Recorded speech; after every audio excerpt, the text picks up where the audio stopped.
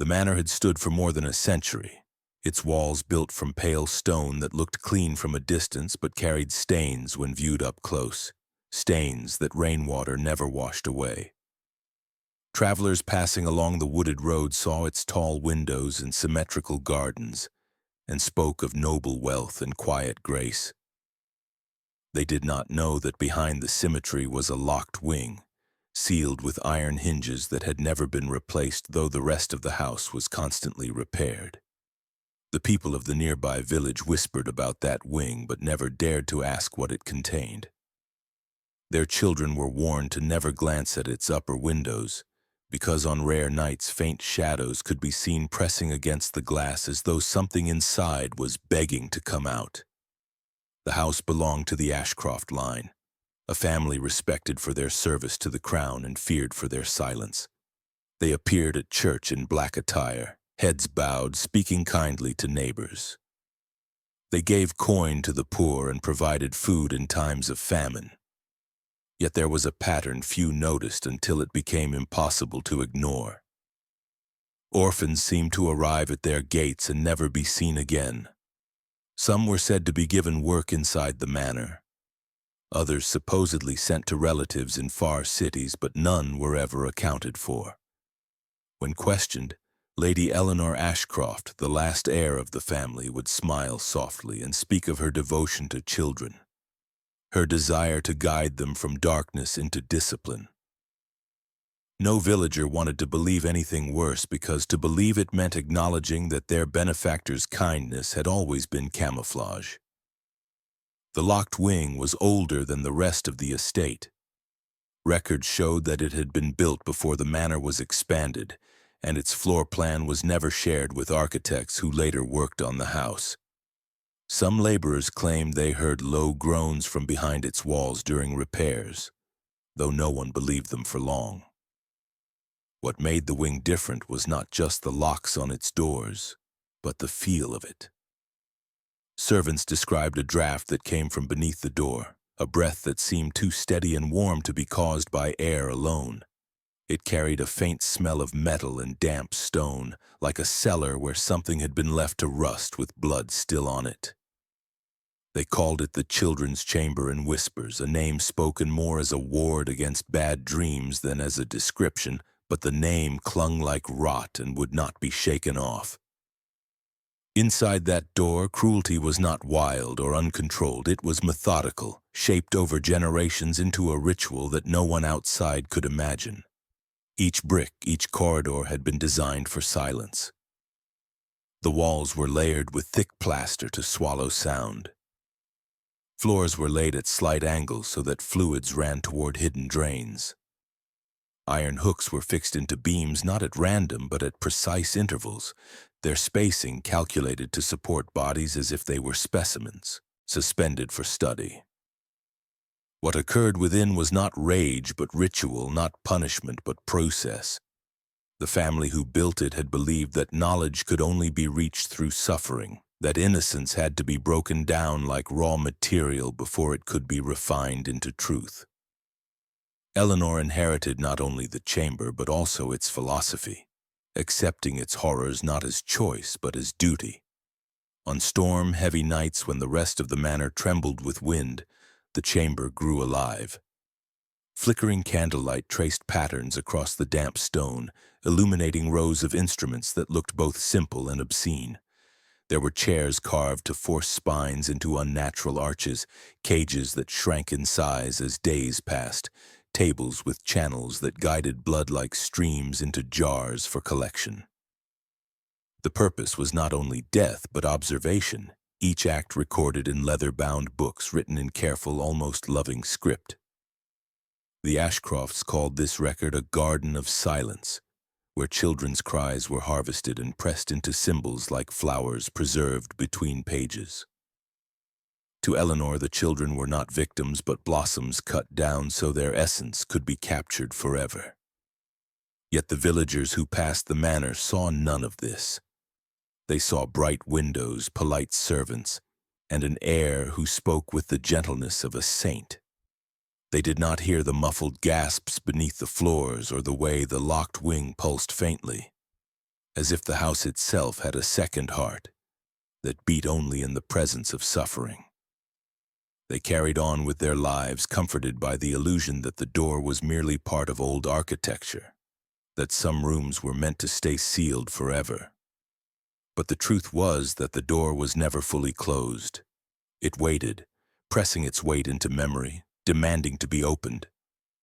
And when it finally would, the world would see that the silence of the Ashcroft Manor was not a gift of peace, but a mask for screams so carefully smothered that they had turned into something worse than noise, a legacy that refused to die. Lady Eleanor Ashcroft was spoken of in town as if she were touched by heaven. Her arrival at church in a pale carriage always drew eyes, the wheels clean despite muddy roads, the horses brushed so thoroughly they seemed carved from ivory. She stepped down in gowns of muted silk, never garish, never prideful, her smile gentle, her hands gloved but always extended toward others. To widows she gave coin, to hungry children she gave bread. When cholera spread through the village, she brought baskets of herbs, claiming she had studied their curative power. Mothers whispered thanks for her kindness, fathers lowered their heads with respect.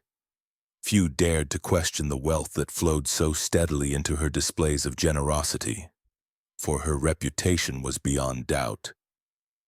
Eleanor was the woman who gave more than she took, or so it seemed. Behind that mask of grace was a mind that never stopped recording. She watched the children, who lingered near her carriage not with pity but with dissection.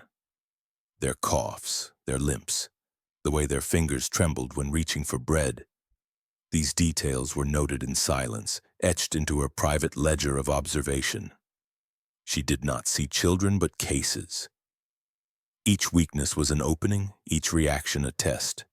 She carried in her pocket a notebook bound in calfskin, its pages filled with tidy lines of ink.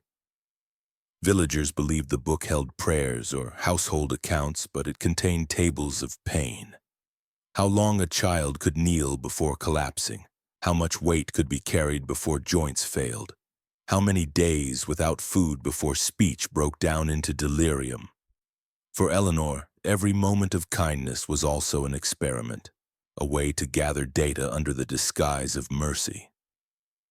In the manor, she expanded this practice. Servants described how she lingered over the orphans she rescued, brushing their hair, speaking gently, promising education and warmth. Yet behind her touch was calculation. She timed their breathing as they ran in gardens. She measured their posture at the dining table. She observed their tolerance for cold in rooms where windows were left open deliberately during winter nights. When they shivered, she smiled with interest, not compassion.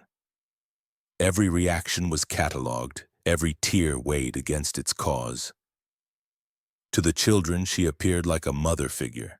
To herself, she was a scientist refining methods, searching for the perfect formula by which innocence could be dismantled and reshaped into silence. Her cruelty was never spontaneous. She abhorred chaos. Rage was wasteful, and she viewed uncontrolled violence as vulgar. Instead, she developed systems, rules, patterns. She designed lessons where obedience was measured by endurance. A child who remained still while a candle burned near their skin was praised. A child who cried too soon was noted as defective, unworthy of further investment. She spoke to them in tones as calm as a physician, reassuring them that pain was a teacher, that suffering was the doorway to purity. In their terror, the children clung to her words, believing that if they passed the tests, love would follow. They did not understand that her approval was a mask worn only until their usefulness ended. Outside the manor, she maintained her image with precision. She donated cloth to churches, sponsored repairs to the village well, and even arranged burial funds for families who could not afford coffins. When people spoke her name, they used it with reverence. They described her voice as soothing, her presence as healing. Even those who sometimes felt unsettled by her steady gaze dismissed the thought, ashamed for doubting a woman so charitable. They could not know that behind those eyes calculations ticked like gears, evaluating how to maintain appearances while continuing her private studies in the locked wing. The contrast between the Eleanor the world adored and the Eleanor who stood in the chamber was complete. She could smile at a priest in the morning and by nightfall strap a child into a device designed to force their lungs to expand beyond natural capacity, simply to record how long it took for the alveoli to rupture. She called it learning the boundaries of breath. To her it was not cruelty but curiosity, not murder but exploration. What the villagers saw as grace was in truth a veil stretched thin over horrors too exact to be impulsive, and so her mask remained unbroken. Her hands, though often bloodied in the chamber, were washed and gloved before stepping into public. Her voice, though sharpened into commands behind locked doors, softened again when greeting neighbors. She could stand beside coffins of children she herself had destroyed and shed a convincing tear, praised for her compassion. The mask was so complete that even those who worked closest to her could not say with certainty where her kindness ended and her hunger began. They only knew that she was always watching, always noting, always perfecting. In that balance between innocence and cruelty, Lady Eleanor Ashcroft thrived. She lived as both saint and predator, and the line between the two blurred so thoroughly that even she no longer distinguished them. To her, the mask was not false. It was part of the ritual, a necessary grace that made the silence of the chamber possible. Without the mask, the cruelty would be noticed. Without the cruelty, the mask would be meaningless. Together they formed her identity, as inseparable as skin from bone. And every smile she offered in daylight carried the weight of screams buried deep in the manor walls, waiting for the world to realize what her grace had always concealed. The boy's name was Thomas, though Eleanor never used it once he entered the manor. To her, a name was a weight, and weights were meant to be stripped away until nothing remained but pliable silence. He was no more than 9, with hair the color of straw and eyes that darted with restless fear, the kind of child who had known hunger long before he had known warmth. The villagers had watched him climb into Eleanor's carriage with gratitude, whispering prayers that he had been chosen for a better life. They told themselves he would serve in the manor, learn skills, perhaps even inherit her protection. None imagined that he had already been marked not as a ward, but as a subject. Eleanor led him down the forbidden corridor the first night, her steps slow, her words gentle. She told him the wing was where children learned true discipline, where they shed the noise of their old lives. She smiled as he hesitated at the threshold, her gloved hand resting on his shoulder, urging him forward into the chamber. The boy smelled the dampness first, then the bitter tang of metal that clung to the air. He tried to speak, but Eleanor hushed him, whispering that silence was sacred here. That silence was obedience. At the center of the room stood her newest device crafted from iron and wire, a cradle without softness. It hung from the beams on chains, its frame woven with strings of tempered metal stretched in delicate patterns, almost like a harp. Each string vibrated when touched, creating a faint hum that bled into the stone walls. Eleanor had designed it so that every movement would make sound, and every sound would trigger the mechanism she had engineered. The strings tightened incrementally, binding the body closer the more it resisted. The boy would not know it yet, but his cries would summon his own suffocation. She lifted him with surprising strength, setting him gently into the cradle. At first it felt strange, not cruel, like lying across a net that pressed unevenly against his arms and back. He shifted, and the wires sang a soft note. Eleanor closed her eyes at the sound, as though listening to a hymn. When he whimpered, the mechanism answered, the strings drawing tighter by the smallest degree, enough to force his chest inward. She encouraged him, speaking softly that he must remain still, that quietness was the only way to be free. But fear was stronger than reason, and when he began to cry, the cradle began to change. The wires constricted not in sudden jerks, but in slow, inevitable embraces. They pressed deeper into his skin, leaving patterns like bruised vines crawling across his body.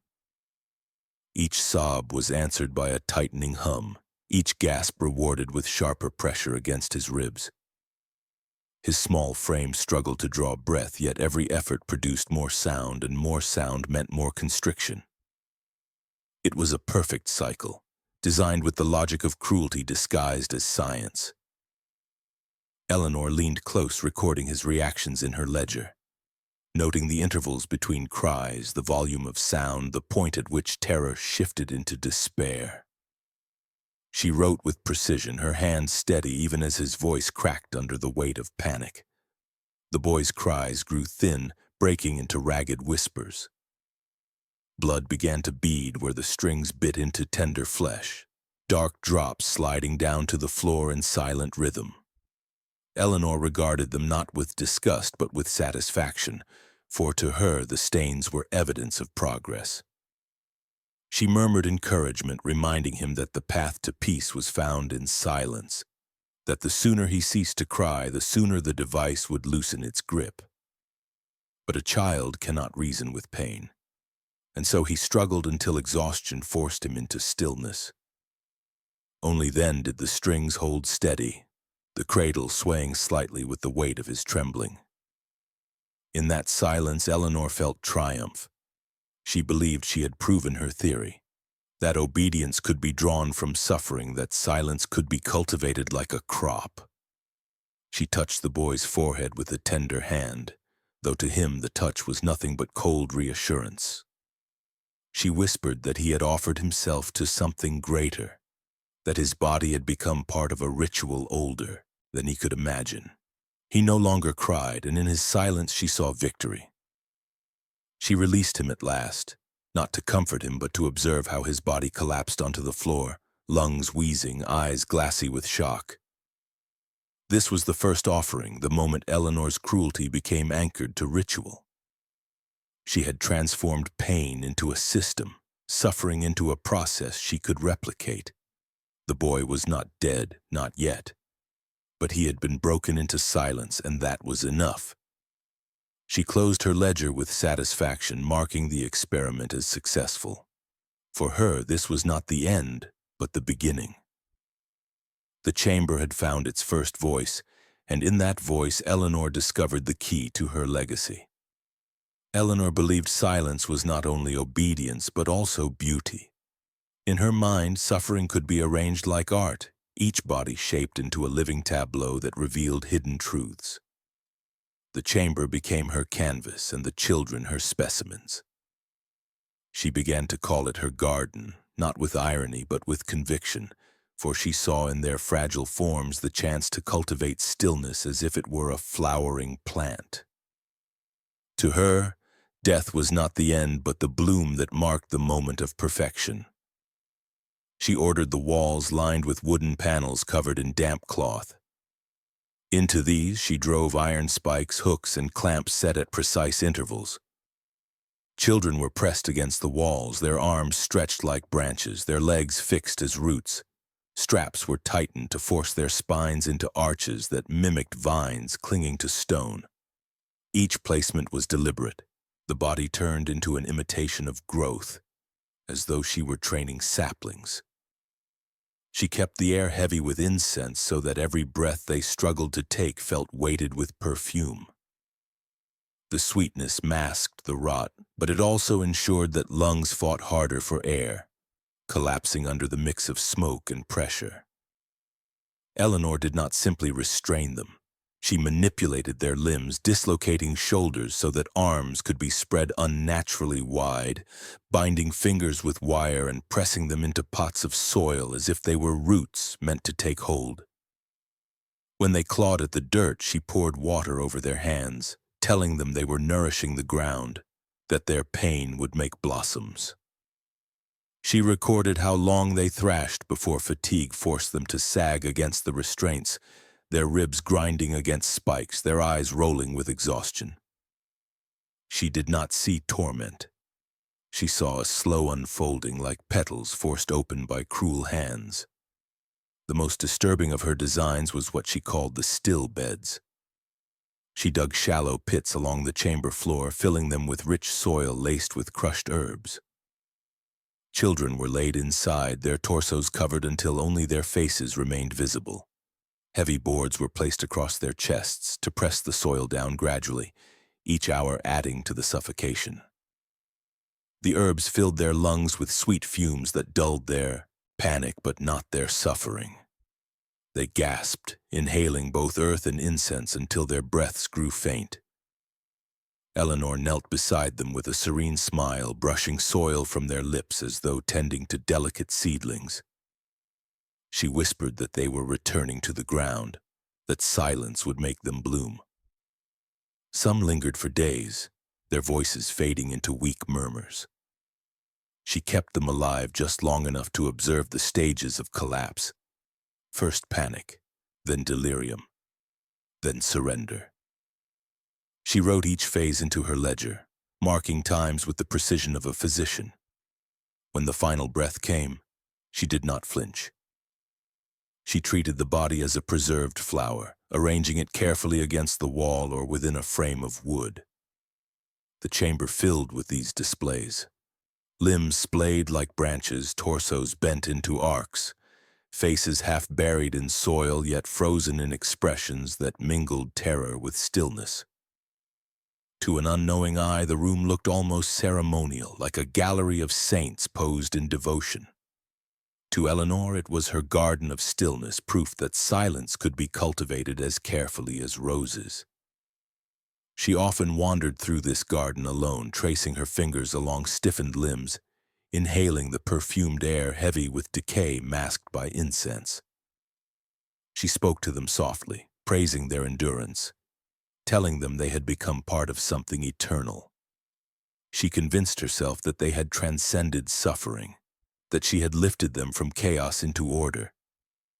In truth, she was arranging corpses as one arranges flowers, each body an ornament to her obsession.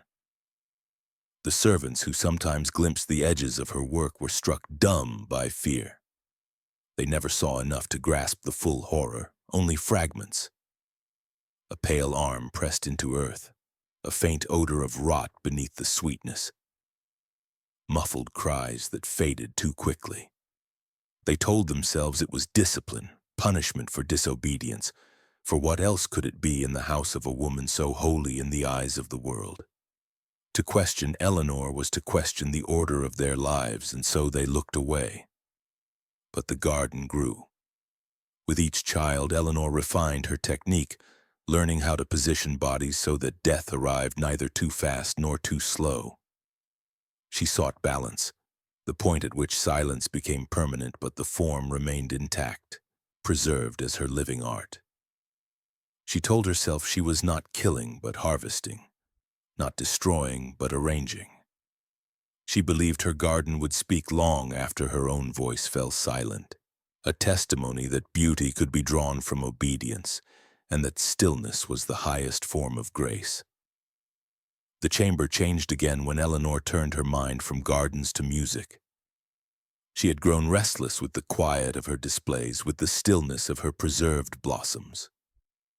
She wanted sound, controlled, orchestrated, a chorus that would answer her hunger for order. In her view, children's cries had always been wasted, spilling into the air without purpose. She wanted to shape those cries into harmony, to transform anguish into melody. What began as idle thought became her new devotion. She studied the bones of the dead, holding femurs against her ear, blowing through hollow shafts, tracing the vibrations with fascination. She learned that the shape of each bone altered the sound it carried. From these experiments, she built her instrument, a pipe organ like no other, each pipe fashioned from human remains. Femurs, tibias, and ribs became channels for air.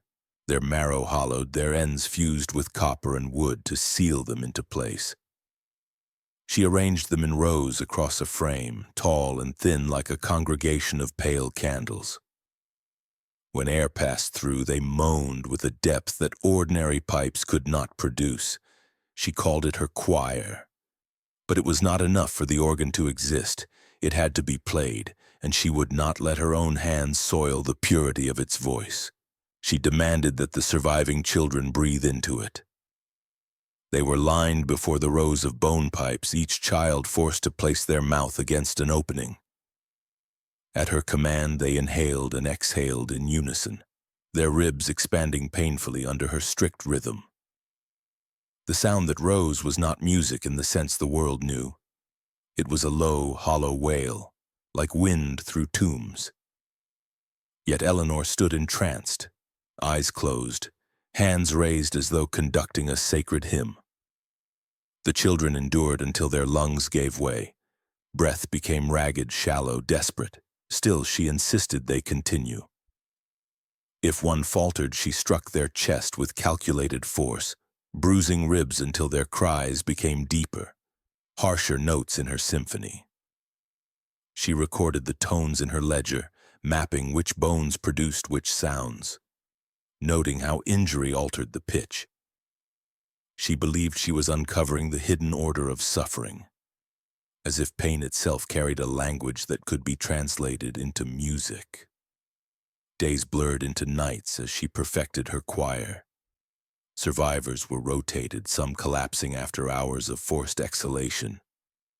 Their lips cracked, their throats raw. When they could no longer breathe, she replaced them with others, dragging them trembling toward the pipes. Some fainted and awoke only to find their mouths pressed once more to the openings. Their lungs demanded as instruments. The organ became the heart of the chamber, filling it with a constant drone of suffering that echoed through the stone like a funeral hymn. Eleanor wandered through the sound as if walking through a cathedral, her face serene, her steps slow and deliberate. She did not hear pain. She heard devotion. When children died at the pipes, their bodies were left slumped against the frame, their final breath locked into the hollow of the bones they had been forced to serve. Eleanor saw this not as waste, but as fulfillment. She told herself they had given everything they had, body, voice, spirit, and in that giving they had reached purity. She often left, their corpses leaning against the instrument for days, claiming the presence of their forms enriched the depth of the music. When decay began, she disassembled them with calm precision, harvesting the strongest bones to add to her growing collection of pipes. In this way, the children who once breathed into the choir became part of it forever. The servants who overheard the faint wails through the walls believed they were hearing storms in the distance, or perhaps the wind in the manor's chimneys. They never dared to investigate. Even when the sound carried into their dreams, they chose to believe it was only imagination. They could not accept that the music of the Ashcroft Manor was built on lungs forced to collapse, on ribs cracked until voices turned to silence. In time, the organ grew massive, filling an entire chamber with its pale forest of pipes. Eleanor believed it was her masterpiece, the culmination of her philosophy. Silence alone was not enough. Silence had to be reached through sound, through the transformation of cries into harmony. And when the last surviving children could no longer force air into the pipes when their silence became permanent, she stood before the organ and listened to the echoes that remained in the hollow bones. To her, it was the truest music ever made, a choir that had never truly sung, yet would haunt the air forever. Word of Eleanor's devotion to children spread beyond the village. Priests, magistrates, and minor nobles began to speak of her as an example of Christian charity, a woman of refinement who not only opened her home to the orphaned, but also invested her wealth in their upbringing. Curiosity grew, and soon delegations arrived at the manor eager to see this so-called nursery where discipline and education were said to flourish. Eleanor welcomed them with poise. She guided them through bright corridors far from the chamber, showing rooms where children practiced recitation, copying verses onto clean parchment under her watchful eye. These children were carefully chosen, the least broken, the most obedient. Those who could mask the horrors they had survived. Their eyes trembled, but their voices remained steady, for they knew what awaited them if they failed to perform. Eleanor spoke gently to her guests, describing her philosophy of silence and order. She said that modern education had lost its severity, that children must be trained not only in scripture but in self-restraint. She called her methods firm but merciful, claiming she sought to remove the chaos of poverty and replace it with the calm of obedience. Her words were coated in grace, and her smile disarmed suspicion. The visitors, many of whom had never raised a child themselves, nodded in admiration. To them, her strictness was evidence of virtue, her seriousness a mark of wisdom. They praised her devotion and left coins in her care, believing they were supporting the future of orphans. Yet behind the walls, the truth rotted. The same children paraded before visitors would be dragged back into the chamber once the carriages departed. Eleanor tightened their straps, pressed them against walls, forced breath into her organ. She punished not with rage but with method, teaching them that every misstep in performance had a cost. A word spoken too loud meant hours bound in soil. A tremor in recitation meant their lungs pressed until silence returned. She transformed their fear into spectacle, their suffering into proof of her own holiness. The priests were the most eager to believe. They spoke in sermons of her piety, comparing her to saints who had sacrificed their lives for the poor. They praised the manor as a house of grace, never daring to step into the locked wing, even when they felt a strange heaviness in the air, as though prayers were being swallowed instead of answered. Nobles admired her too, impressed by her control. They envied the silence of her halls, the lack of childish chaos. They compared it to their own households, where heirs ran wild and servants disobeyed. They saw Eleanor's children kneeling in perfect stillness and mistook it for success. They did not question why the children's eyes seemed empty, why their silence felt more like suffocation than reverence. They accepted her explanations, choosing admiration over suspicion, because suspicion demanded action, and action threatened comfort. Eleanor understood this weakness in them. She knew that people wanted to believe in order more than they wanted to confront truth. She fed them what they craved, an image of discipline, a story of mercy, a vision of stability in a world full of unrest. She let them glimpse enough of her work to admire, but never enough to expose. And when they left, she closed the gates with a calm expression, knowing that their silence would protect her more than any lock or chain ever could. In this way, her visitors became accomplices. Their admiration funded her cruelty, their blindness shielded her from suspicion. The priests preached her name, the nobles spread her legend. The villagers held her in awe. Each refusal to question became another stone in the wall that hid her chamber. They saw only what she allowed, and in their willingness to look away, Eleanor found her greatest power. The children learned this lesson faster than the adults. They understood that no plea would ever be heard, no cry ever believed. The visitors who passed by their suffering were not rescuers but spectators, too content with Eleanor's mask to see the blood beneath it. Eleanor's fascination with silence soon reached beyond breath and bone. She became obsessed with permanence, with capturing stillness not just in memory but in form. She believed her garden and her choir, as perfect as they seemed, suffered from decay. Flesh rotted, voices faded, bones dulled with time. What she desired was preservation.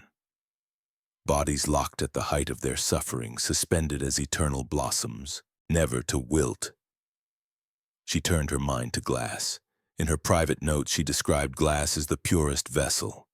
It was transparent, fragile, and yet unyielding, a medium that allowed the world to see without allowing the subject to escape. She ordered craftsmen to build long rectangular cases under the pretense of medical experiments.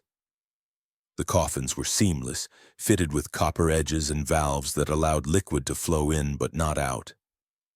When filled, they glistened under candlelight, their surfaces cool, their depths waiting. Eleanor lined them with herbs, lavender, rosemary, mint, not to ease the children's fear, but to perfume their drowning, to replace the stench of death with a sweetness that misled the senses. She called them vessels of grace. The ritual began with gentle instruction.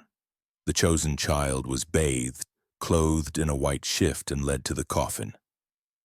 Eleanor spoke kindly, telling them the glass was a cradle of purity, that they would float as angels floated. She pressed a flower into their hand and guided them inside. At first, the child lay on the glass bottom, shivering but unrestrained. Eleanor closed the lid with a slow finality, sealing them within. Then she opened the valve. Water poured in, rising past their ankles, their knees, their chest. At first they gasped with nervous laughter, thinking it a game, but panic came quickly as the liquid climbed toward their throat. They beat on the glass, their palms smearing across the surface, their voices muffled into bubbles. Eleanor stood above them with rapt attention, her eyes never leaving their face. She recorded each stage, the widening of eyes, the flaring of nostrils, the spasms as lungs searched for air that no longer came. The herbs swirled around them, clinging to their hair, their skin, turning their frantic movements into something almost graceful. She noted the exact moment silence replaced the last scream, when the body went limp yet retained its form, suspended as if in sleep. She wrote of these moments as one writes of harvests, calling them blossoms at full bloom. But she was not content to watch. She often leaned close to the glass, pressing her own reflection against theirs, whispering words they could not hear as bubbles streamed from their lips. She told them their suffering was not wasted, that they were being preserved as eternal offerings, free from decay and chaos. In her mind, she was elevating them, transforming their agony into beauty the world would never forget. Each coffin became a display lined against the walls like cases in a museum. The children floated within, eyes half open, herbs tangled in their hair, their small hands forever reaching for air they would never grasp. Servants whispered about the glow that came from the locked wing on certain nights. They thought it candlelight reflecting strangely, but it was the glass catching firelight, scattering it across the chamber so that the walls seemed alive with shifting forms. Those who dared to approach swore they saw faces in the flicker, pale and distorted, as if trapped souls pressed against invisible barriers. The smell of herbs drifted through the halls, masking the truth but never erasing the sense of suffocation that clung to the air. Eleanor catalogued her creations with the care of a physician. Each entry described not only the child's name but their resistance, the time of death, the appearance of their body in suspension. She measured the clarity of the water, the strength of the herbs, the sharpness of their final expressions. She compared one to another, refining her methods to delay decay, to preserve silence as perfectly as possible. To her, these coffins were not tombs but experiments, steps toward an eternal garden where blossoms never fell, where stillness lasted forever. The villagers who heard of her experiments believed she was studying medicine. They whispered of cures and remedies, of a woman who sought to preserve life by understanding death. They never asked to see the coffins themselves. They did not want to face what might be revealed if they looked too closely. And so the ritual of glass continued, unchecked, with each child sealed into a coffin of silence, their bodies floating as if alive, their screams transformed into eternal blossoms of her design. The manor had always been heavy with whispers, but now the whispers thickened into rumor. Villagers spoke of strange noises that rose from its walls after midnight, long muffled cries like voices carried through water, cut off before they reached the air. Some said it was wind in the chimneys, others claimed it was the restless spirits of the orphans who never returned. Within the house, servants felt the weight more directly. They described doors that seemed to breathe when no one touched them, a smell of herbs and metal lingering in the corridors, and the faint sound of dripping that echoed even when the floors above were dry. They learned to avoid the west wing, to carry their lamps quickly down the hall and avert their eyes from its door. All but one. Her name was Miriam, a young maid who had been hired only months earlier, still naive enough to let curiosity outweigh fear. She had noticed how Eleanor disappeared for hours each night, carrying her ledger and keys into the forbidden wing. Miriam told herself she only wanted to see proof that nothing sinister was hidden there, to ease her mind and silence the dread that kept her awake in her quarters. One evening, when Eleanor's carriage left for a village gathering, Miriam found the wing unlocked. The door creaked as she opened it, the draft carrying with it the bitter scent of smoke and wilted flowers. Candlelight flickered from within, and she stepped inside. The chamber opened before her like a cavern of nightmares. Along the walls stood the glass coffins Eleanor had so carefully arranged, rows upon rows of transparent vessels lit by dozens of candles.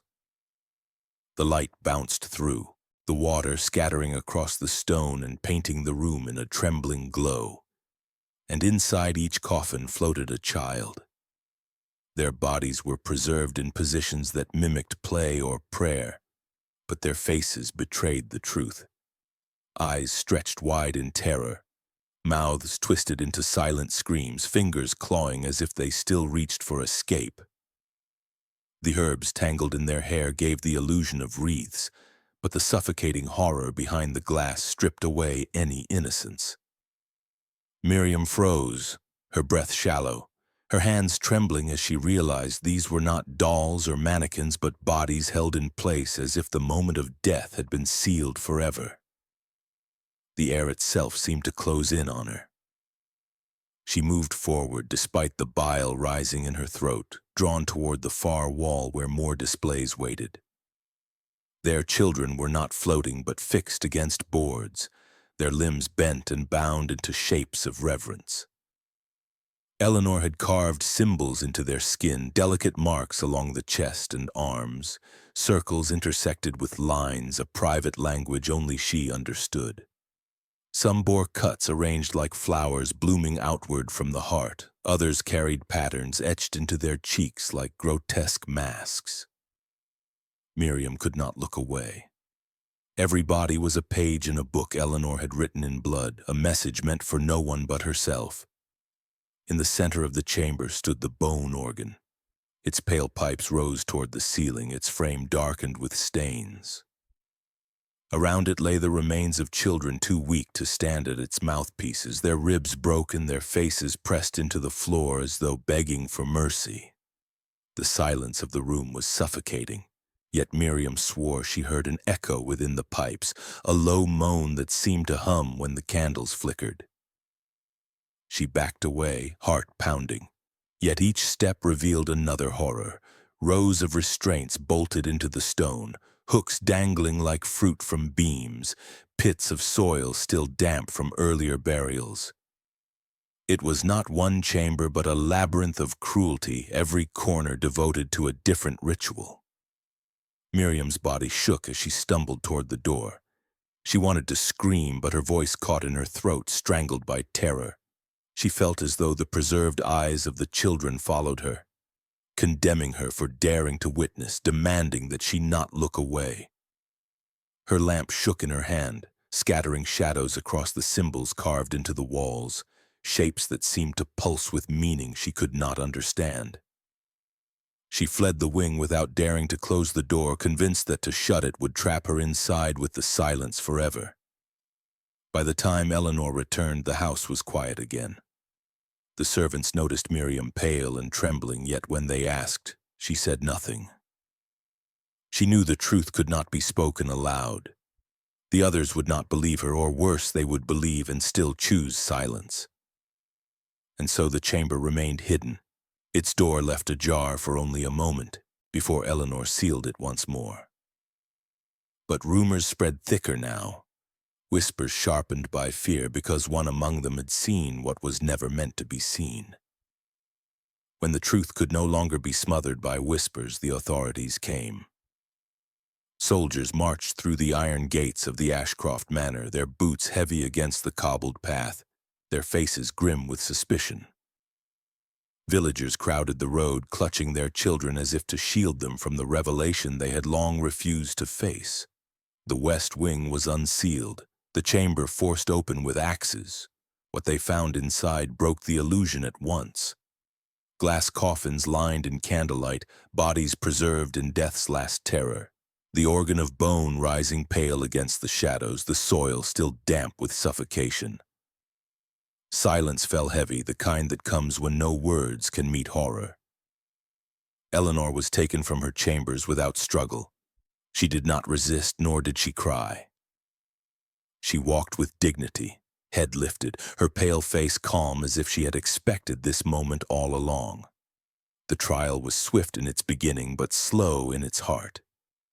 The officials who presided were unprepared for a woman so articulate, so unnervingly composed. They presented her with the evidence. The rows of corpses, the marks carved into skin, the instruments designed not for healing but for torment. They spoke of screams heard through the walls, of children missing, of a maid's testimony. And Eleanor, dressed in black silk with her hair tied in modest fashion, listened without flinch. When asked to answer, she spoke in a voice that carried the cadence of prayer, measured and clear. She did not deny the deaths. She called them sacrifices. She explained that her work had been misunderstood, that the coffins were not prisons but vessels of preservation.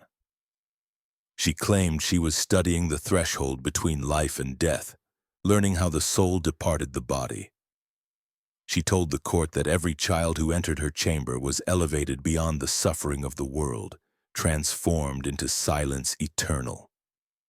She pointed to her meticulous notes, her ledgers filled with times, measurements, and observations, and described them as the beginnings of a science that future generations would one day recognize as visionary. She spoke of discipline, of mercy through suffering, of order brought to chaos. The words unsettled the court not because they rang with truth, but because they rang with certainty. Some officials shifted uncomfortably, disturbed not only by what she had done, but by how calmly she justified it. Her voice stripped their outrage of strength, replacing it with confusion. She was not raving or wild. She was collected, logical, persuasive. When she described drowning as a ritual of stillness, she spoke as though explaining a cure. When she described the organ, she called it a study of human resonance, a search for the divine note that bound flesh to spirit. Her composure disarmed their fury, turning accusation into uneasy debate. Witnesses came forward, but their testimonies faltered under her shadow. Servants stammered, admitting they had suspected but never acted. Priests admitted they had praised her piety, even envied her discipline. Nobles admitted they had admired her control, mistaking terror for devotion. Eleanor listened, her expression never shifting, as though each word only confirmed what she had always known, that the world would rather look away than face the truth of her work.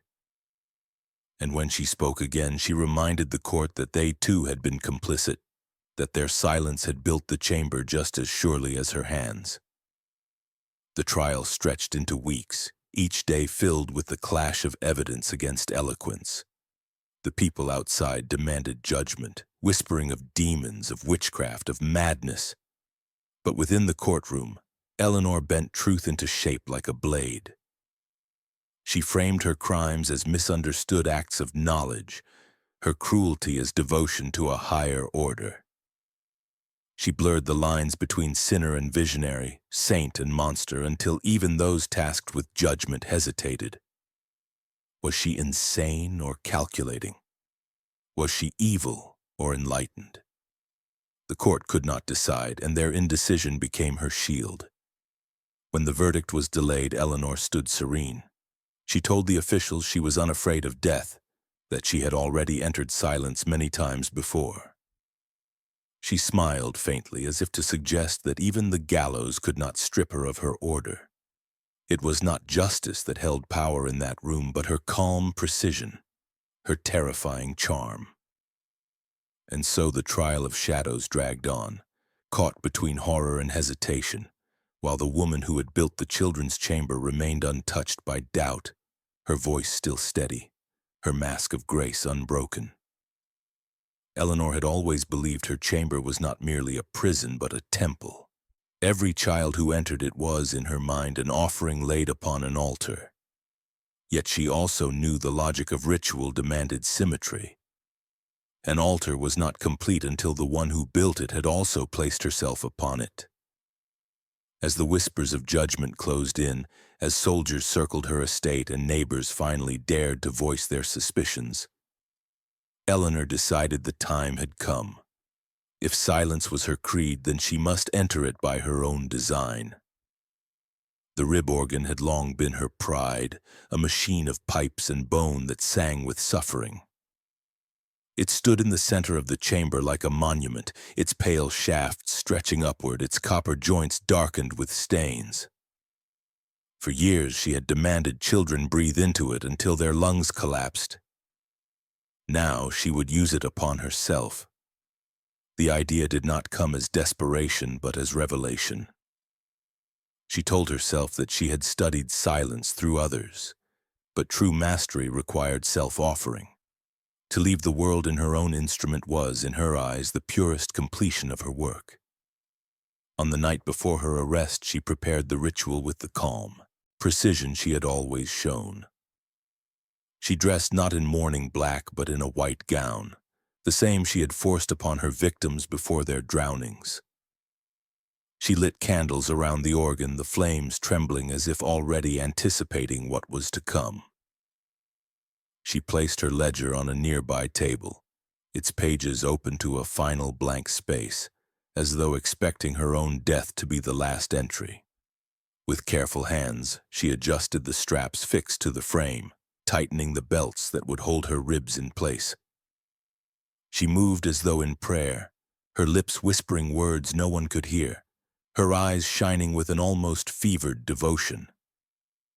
The device was designed to force air from the lungs until silence became inevitable. She positioned her mouth against the opening of the central pipe, her body pressed into the iron frame, her chest strapped so that every breath she drew would be stolen and turned into sound. At first, the noise that emerged was low, a hollow moan that echoed through the chamber like the beginning of a hymn. She closed her eyes, swaying as though carried by the music. Her own body was now the choir, her ribs the instruments. The straps tightened with every movement, digging deeper into her chest. Her breaths came harder, the organ groaning with each exhalation.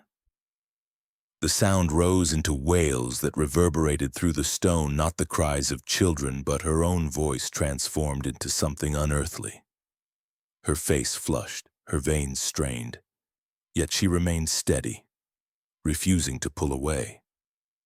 She believed this was her ascension, the moment she would pass beyond flesh into silence eternal. Pain spread across her body, but to her it was ceremony, not collapse. As her lungs began to fail, she convulsed against the frame.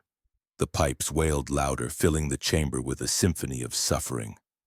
Her gown clung to her skin, damp with sweat, her hair plastered to her forehead. Her eyes rolled upward, yet even in that delirium her lips curved into a faint smile. She had always demanded silence of others, and now she sought to earn it herself. She did not cry, did not scream, only forced her body to surrender to the machine she had worshipped for years. When her final breath left her, it surged through the pipes in one long, broken note, a sound that echoed like a funeral bell. Her body sagged against the organ, but the straps held her upright, fusing her into the machine. By the time the soldiers forced their way into the chamber at dawn, she was already gone. They found her bound to the frame, her ribs crushed, her face pale yet eerily peaceful, her corpse locked into the device she had built from the bones of children. The candles still burned around her, the air thick with incense and decay, the organ silent at last. To the investigators, the sight was both grotesque and unexplainable. They expected madness, but what they found was order. A woman who had prepared her own death with the same precision she had used on her victims. It was as though she had planned not to be judged, but to vanish into the silence she worshipped. Her ledger lay open, its final page untouched, as if daring others to write the last word. But none could. They stood in silence, unsettled by the realization that Eleanor Ashcroft had chosen her own ending, and in doing so, had denied them the satisfaction of justice. After Eleanor's death, the manor no longer felt like a house, but a wound left open on the land. Soldiers and magistrates debated what should be done, yet none wished to linger long inside. The chamber was catalogued, the instruments measured and described, the coffins recorded as evidence, but there was no appetite for preservation. No trial could continue without the accused, and no one wanted to admit how easily they had been fooled by her mask of grace. So the officials decided on a solution both practical and cowardly. They would bury the evidence not by earth, but by stone. The children's chamber would be sealed forever. Masons were summoned under strict orders. They brought bricks, mortar, and heavy tools and were told to close the west wing so that no door, no window, no seam remained. Yet as they worked, unease spread among them. They reported the coffins trembling though no one touched them, the organ groaning faintly when air shifted, the preserved faces pressing against the glass as if watching the wall rise higher. Some refused to continue, claiming they would not trap themselves in the same fate. Others carried on in silence, laying stone after stone while avoiding the eyes frozen in terror behind glass. The chamber disappeared slowly, swallowed by bricks until only blank walls remained, as though it had never existed. But those who placed the final stone swore they felt a draft still, as if breath continued within. The manor was abandoned soon after. Servants fled, unwilling to remain in halls that had absorbed so much suffering. Nobles withdrew their support, priests stopped invoking Eleanor's name, and the estate was left to rot. Windows cracked, ivy swallowed the outer walls, and the gardens grew wild. Yet the villagers who passed by still lowered their voices. They said that on stormy nights the wind carried sounds not like thunder but like hollow cries, thin and strained, as though leaking through the bricks. The stories multiplied with each telling. Some claimed the organ still moaned, others swore they saw candlelight flicker through gaps in the mortar.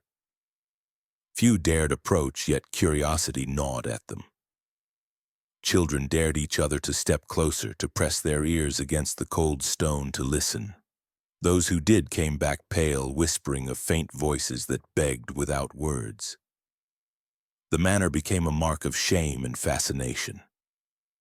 For decades, no one dared to reclaim it, not even scavengers who could have sold its wealth. It stood untouched, its silence louder than any ruin. Farmers passing by made signs of protection. Mothers told their children not to stray near its gates. Yet curiosity persisted, festering like an unhealed sore. Scholars asked to see the sealed chamber, only to be denied by fearful magistrates. Travelers heard the tales and sought the house, believing it haunted, their laughter fading when they saw its looming walls. Even as its roof collapsed and its gardens turned to thorns, the villagers swore they heard the cries when the wind shifted east. For the people, the chamber's ceiling did not bring peace, but dread. They knew it still existed behind the stone, preserved as Eleanor intended. The children's bodies had not been given burial, their suffering not granted rest. Instead, they were left to float in silence, imprisoned in glass behind bricks. To many, this was worse than death. They believed the manor held not only corpses but voices that had been denied release, trapped between life and death, forever echoing. The land itself seemed marked, its soil heavy, its air colder. No crops grew well in its shadow, no birds nested on its roof. The decision to seal the chamber rather than destroy it became a wound on the conscience of the town. It was easier to wall off the truth than to face it, easier to bury than to acknowledge. Yet the choice ensured Eleanor's silence lived on, not ended. The villagers could close the chamber with stone, but they could not close their ears to the whispers that returned on restless nights. And so the children's chamber became a legend, not because it was gone, but because it was hidden, its horrors bricked alive within the manor's bones, waiting for anyone brave, or foolish, enough to open it again. Time passed and the manor stood empty, its windows broken, its roof sinking, its sealed wing hidden behind ivy and silence. Decades blurred into one another and the memory of Eleanor Ashcroft began to fade. Villagers who once whispered of her deeds grew old and died, their stories softened into rumor. Children were told never to wander near the ruins, but most no longer knew why. The Ashcroft name was erased from sermons, erased from public record, erased from polite conversation. It was as though history itself wanted to forget. Yet silence does not bury truth forever. It only presses it down, waiting for the right hand to lift the stone. That moment came when papers were discovered in the archives of a provincial court. Damp, fragile, written in Eleanor's precise hand. They were her ledgers, the same volumes she had used to record each experiment. The books had been taken during the investigation, then sealed away, marked as evidence too troubling to release. But now, long after her death and the decay of her estate, they surfaced. Pages filled with measurements of breath, sketches of glass coffins, notes about the organ's resonance. Calm handwriting describing every stage of suffering as if cataloging medicinal cures. They revealed not the portrait of madness, but of method. A woman who had treated agony as data, silence as science. The revelations caused shock, but also hesitation. Officials debated whether to release her name to the public. To do so would mean admitting that priests, nobles, and magistrates had once praised her as saintly. It would mean acknowledging that generations had been complicit in silence. So her name was struck from the documents before they were published. She was called only the Lady of the Chamber, her identity reduced to shadows. Her crimes were used as lessons, but her mask of grace was never exposed in full. The world wanted her deeds without her face, her horrors without her name. Still, change came. New laws were drafted regarding the care of orphans, laws that demanded oversight and accountability. Homes for children were inspected, records kept, guardians watched. What had been left to private mercy was now bound by the state. Officials congratulated themselves for progress, never admitting that it was fear, not compassion, that drove them.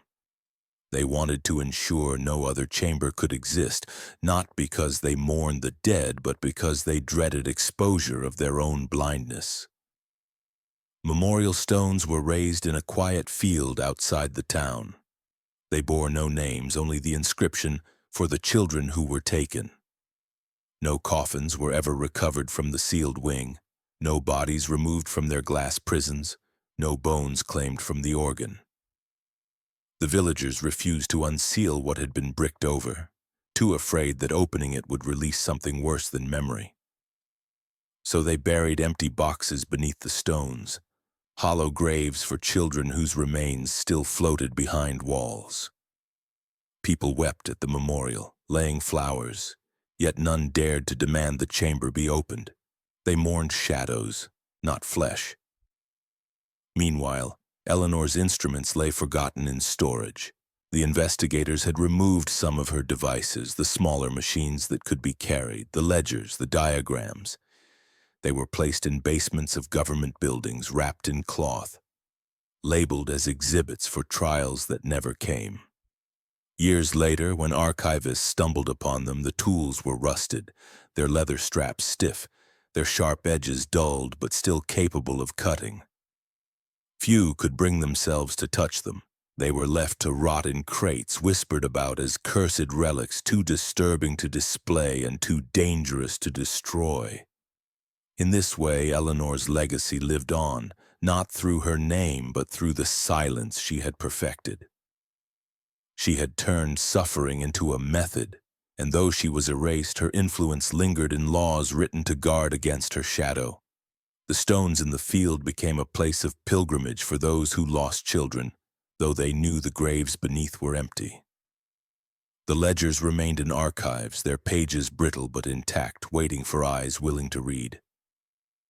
And the manor remained sealed, its walls holding the truth more tightly than the villagers ever could. What began as her chamber of silence had seeped into the world outside.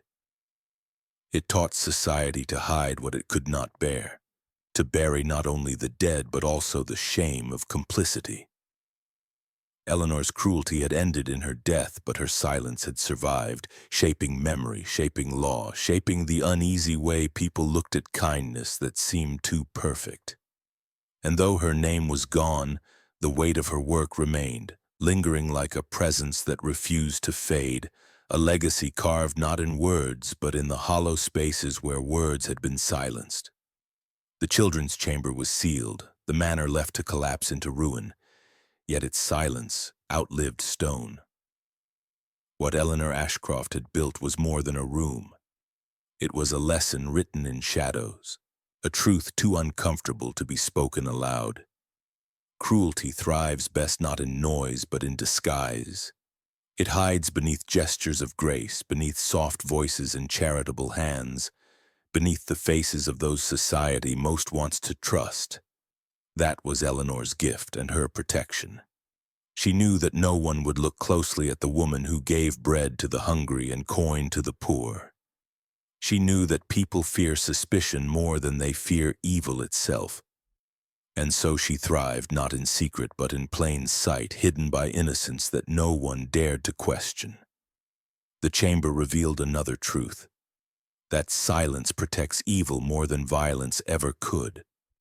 Violence draws attention, silence blinds.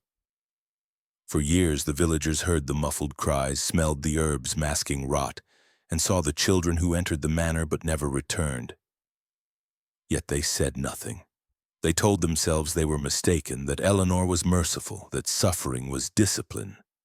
Their silence was her shield, their refusal to question her grace the mortar that built her chamber as surely as her hands did.